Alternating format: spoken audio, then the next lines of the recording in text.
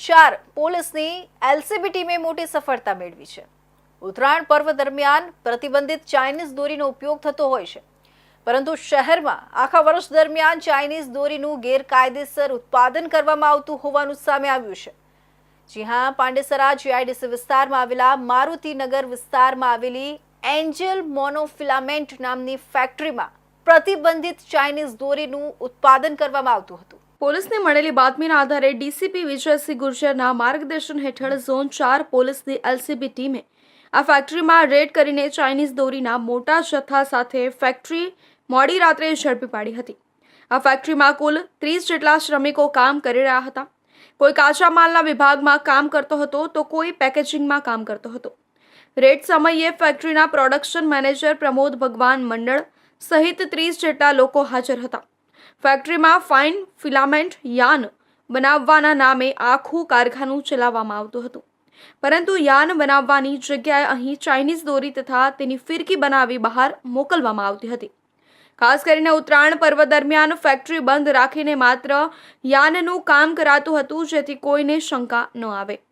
ઉત્તરાયણ પર્વ પસાર થયા બાદ આખા વર્ષ દરમિયાન ચાઇનીઝ દોરી અને ફિરકી બનાવવાનું કામ શરૂ કરાતું હતું અને આ દોરીને અલગ અલગ શહેરોમાં મોકલી વેચાણ કરવામાં આવતું હતું। ફેક્ટરીમાંથી 277 જેટલા મોટા બોક્સ મળ્યા છે, જેમાં પ્રતિ બોક્સમાં આશરે 60થી વધુ ફિરકીઓ ભરેલી હતી। કુલ 5060 જેટલી ફિરકીઓ જપ્ત કરવામાં આવી છે। મોટી સંખ્યામાં કાચો માલ મળી આવ્યો છે, જે ચાઇનીઝ દોરી બનાવવા ઉપયોગમાં લેવાતો હતો। અલગ અલગ નામના સ્ટીકર લગાવી દોરી મોકલવામાં આવતી હતી, જેમાં cobra gold four industrial use only લખાયેલું હતું। કેટલાક ઇનવોઇસ બિલ પણ પોલીસે ઝડપી પાડ્યા છે। ફેક્ટરી કતારગામ ખાતે રહેતા નરેશભાઈ પટેલની છે। તેઓ આ ફેક્ટરીમાંથી ચાઇનીઝ દોરી બનાવી અન્ય શહેરોમાં પણ સપ્લાય करता હતા। सूरत शहर के पांडेसरा पुलिस स्टेशन विस्तार में जीआईडीसी में एक फर्म है एंजन मोनोफिलामेंट, एक कंपनी है, उसके यहाँ पे इन्फॉर्मेशन मिली कि वहाँ पे चाइनीज़ मांझा जो है वो तैयार हो रहा है। तो इस पे एलसीबी की टीम ने वहाँ पे जाके चेक किया तो जो फाइन फिलामेंट यान है वो बनाने के लिए उन्होंने पूरा सेटअप किया हुआ था, लेकिन उसकी जगह पे वो पूरा चाइनीज़ मांझा वो बना रहे थे। वहाँ जब गए तो वहाँ एक प्रमोद भगवान मंडल वो कंपनी का प्रोडक्शन मैनेजर होना बताया और करीब वहाँ 30 जितने मजदूर हैं वो अलग अलग मशीन के ऊपर काम कर रहे थे। कुछ कच्चा माल देख रहे थे, कुछ पका हुआ माल देख रहे थे, कुछ पैकिंग में थे, कुछ प्रोडक्शन में थे।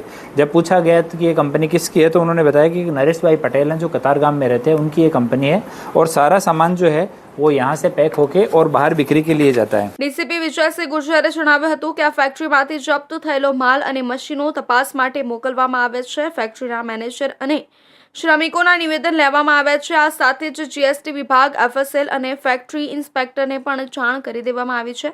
તેમની રિપોર્ટ બાદ એફઆઈઆર નોંધવામાં આવશે। ચાઇનીઝ દોરી ખૂબ જ ખતરનાક છે। ઉત્તરાયણ પર્વમાં આ દોરીના કારણે અનેક લોકો ઘાયલ થાય છે, તેમજ પક્ષીઓની પણ મોત થાય છે। પોલીસની ટીમ હવે જે સરનામા મળ્યા છે ત્યાં તપાસ હાથ ધરશે અને સંપૂર્ણ નેટવર્કને પકડવાની કાર્યવાહી કરશે। સુરતના ખટોદરા વિસ્તારમાં પ્રેમ અને તાંત્રિક વિધિના બહાને